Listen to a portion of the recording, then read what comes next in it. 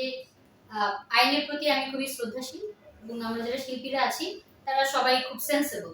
তো এখন ওনাদের যদি পলিটিক্যাল কোনো কনফ্লিক্ট থাকে, এখন ডিটেল তো আমি জানি না, সে বিষয়ে ডিটেল মন্তব্য করতে পারছি না, কিন্তু নুসরাত ফারিয়া যেহেতু গাজর ভালো লাগে নাকি আপনার বেগুন ভালো লাগে, আপনার কি সুগার ড্যাডি আছে, ঘন ঘন এত কেন বিদেশ যান, আপনার আইফোনটি কে কিনে দিয়েছে, আপনার এই ব্যাগে কত টাকা আছে, আপনি কত টাকার জামা পরেছেন, এগুলোই প্রশ্ন আপনাদের। এগুলো ছাড়া আর কোনো আমার সহকর্মী, সে একজন উপস্থাপক ছিলেন, পরে হয়তোবা সিনেমা করেছে, নায়িকা হয়েছে, কিন্তু তাকে এই মানে এভাবে যেভাবে তাকে অ্যারেস্ট করা হলো অথবা যেভাবে তাকে কোর্টে নেওয়া হলো অথবা জেল হাজতে পড়া হলো, এটা আসলে খুবই দুঃখজনক। একটা শিল্পী হিসেবে আমার জন্য খুব দুঃখজনক এবং আমার মনে কিন্তু ভয় সৃষ্টি হয়ে গেছে যে আমি আসলে কি করব।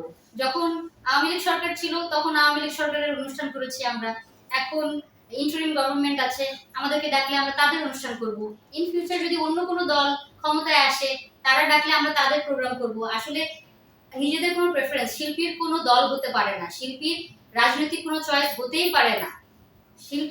শিল্পী সত্তার কথা হচ্ছে যে আপনি একটা স্ক্রিপ্ট দেখবেন, স্ক্রিপ্ট যদি আপনার ভালো লাগে, আপনি যদি স্ক্রিপ্ট অনুযায়ী আপনাকে সেখানে মানায়, আপনি কাজ করবেন। কাজ না করলে শিল্পীরা খাবে কি? তো জাস্ট বিকজ আওয়ামী লীগের সময় আমি কাজ করেছি, এখন এই গভর্নমেন্টের টাইমে কাজ করতে পারবো না, অথবা কাজ করা আমার নিষেধ, অথবা ইন ফিউচার অন্য কেউ আসলে সেখানে কাজ করতে পারবো না, এটা হওয়া উচিত না। শিল্পী সবার জন্য। আবার দেখেছে যে আপনার জামিনও হয়ে গিয়েছে, সেটা নিয়ে কি বলবেন? হ্যাঁ, এটা খুবই খুশির খবর, জামিন হয়েছে নুসরাত ফারিয়া, কিন্তু তাকে যে আটক করা হলো অথবা সে যে হেনস্থার শিকারটা হলো, এটা আসলে খুব দুঃখজনক। এর চেয়ে বেশি কিছু বলতে পারছি না। আমরা তো যে আরেকটা জানি যে আপু অনেক তারকার ক্ষেত্রে দিকে যে মামলায় জড়াচ্ছে, সেই বিষয়টা তো নুসরাত ফারিয়া থেকে শুরু করে অপুতিন নামে মামলা হয়েছে, তারপর অনেক তারকার ক্ষেত্রে মামলা হয়েছে, সেই বিষয়টা আপনার কাছ থেকে জানি কি বলার আছে? থেকে শুরু করে অনেকেরই নিয়ে যাওয়া উল্লাপাড়া যে প্রশ্নগুলো আছে, উকিল নোটিশ দিয়েছে ওনাদের কাছে, ওনার কাছে, সেই বিষয়টা আপনার কাছ থেকে জানলে কি বলবেন? দেখেন, আমরা যখন উপস্থাপনা করেছি 2015 থেকে 2018, সব উপস্থাপনার মঞ্চগুলো আমি দাপিয়ে বেরিয়েছি সব অনুষ্ঠানে।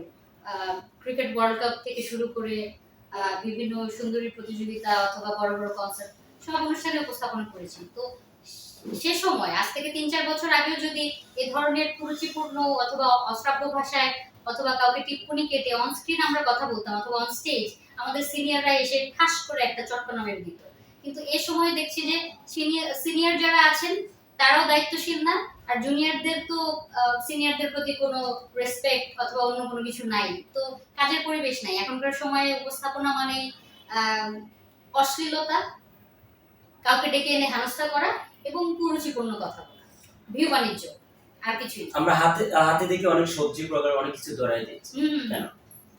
এখন এইটা কেন, এটা তো শুধু উপস্থাপককে দোষতে হবে না, যারা প্রোডিউসার রয়েছেন আর যে মাধ্যমগুলো, যে চ্যানেলগুলো অথবা ইউটিউব চ্যানেল অথবা সোশ্যাল মিডিয়ার চ্যানেলগুলোতে তারা কাজ করছে, এখানে তাদেরও দায়বদ্ধতা আছে। আপনারাই বা কেন এই ধরনের কন্টেন্ট বানাতে চাইবেন অথবা অ্যালাউ করবেন, এবং একজন উপস্থাপক কিভাবে তার প্রশ্ন হতে পারে যে আপনার কি প্রশ্ন নেই?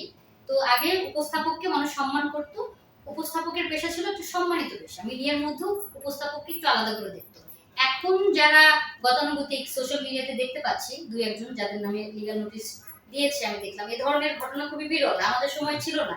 তো তো এটা খুবই দুঃখজনক এবং হাস্যকর। বাজারের মহিলাদেরও এর চেয়ে বেশি সেন্স থাকে, এদের কমন সেন্স, হিতাহিত জ্ঞান এবং সেলফ সেন্সর একটা যে বিষয় রয়েছে সেটাও তাদের মধ্যে নেই, নির্লজ্জ। আমি যদি আরেকটা জিনিস প্রশ্ন আপনার সাথে অ্যাড করতে চাই, আমি সেই একটা হলো উনি প্রত্যেকটা মুহূর্তে ওনার নামে কম যায় তারকারা ওনার প্রোগ্রামে যায়, পরবর্তীতে এইসব তারকা যাইতে চায় না, পরবর্তীতে যায় না, সেই বিষয়টা যদি আপনার প্রশ্ন করে আপনাকে যদি ডাকা হয়, আপনি কি যাবেন? এই ধরনের অনুষ্ঠানে বরাবরই আমি ডাক পাই, কারণ এই ধরনের অনুষ্ঠান তো পাগল ছাগল থেকে শুরু করে অথবা ফেসবুকে একটু ভাইরাল বলে যে কাউকে ডাকছে, তো গেস্ট সিলেকশনেও তাদের প্রবলেম রয়েছে এবং উপস্থাপক হিতাহিত জ্ঞান হারিয়েছে, এবং টিভি চ্যানেল অথবা সোশ্যাল মিডিয়ার যে কন্টেন্টের চ্যানেলগুলো রয়েছে তারাও ভিউ বাণিজ্যে ঢুকেছে, আর সবাই এই যুগে দেখি যে ভাইরাল হতে চায়, কিন্তু ভাইরাল হয়ে হয়তো আপনি এক সপ্তাহ 1 মাস আলোচনায় থাকবেন, কিন্তু ওই যে মিডিয়ার যে বুক লিস্টে আপনার নামটা কিন্তু উঠবে। মানুষ আপনাকে মনে রাখবে না। আমরা কিন্তু আব্দুল নূর তুষারকে, হানিফ সংকেতকে, আনিসুল হককে সবাই মনে রেখেছি এখন পর্যন্ত। এই যে এরা যারা যে ধরনের কথাবার্তা বলছে, মনে রাখার মতো কিছু বলছে, গঠনমূলক কিছু বলছে, মনে রাখবে না, ভুলে যাবে। বাংলাদেশে এখন বিনোদনের অভাব, দেশের পরিস্থিতি ভালো না। এখন নতুন নতুন ইস্যু প্রতি সপ্তাহে প্রতিদিন জন্মায়, এটা নিয়ে এক সপ্তাহ আমরা নাচানাচি করি, তারপরে ভুলে যাই, তারপর আবার নতুন ইস্যু আসছে, সেগুলো নিয়ে কথা বলি। তো এটা হচ্ছে যে আমরা হিতাহিত জ্ঞান হারিয়েছি, মিডিয়াতে কাজের পরিবেশ নেই, পরিমিত বোধ নেই, সবাই ভিউ বাণিজ্য, টাকার পেছনে ছুটছি, অশালীন, ভালগার, অথবা কাউকে হেনস্থা করে, কাউকে টিপ্পনি কেটে, কাউকে বকাঝকা করে, কাউকে ছোট দেখাতে পারলেই আমরা মনে করি যে না, আমি কিছু একটা হয়ে গেছি। আমি একটা প্রশ্ন আপনার সাথে অ্যাড করতে চাই। একটা হলো, আমি কিছুদিন আগে ওনাকে একটা প্রোগ্রামে ওনাকে অ্যাটেন্ড করে ডাক দিয়েছিল, কার কথা বলছি? কেউ কিন্তু যায় না যে উনি গেলে আমি যাব না।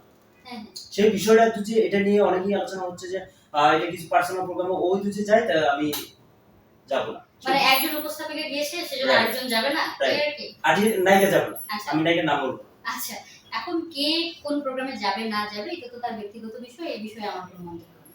আমি তো জানি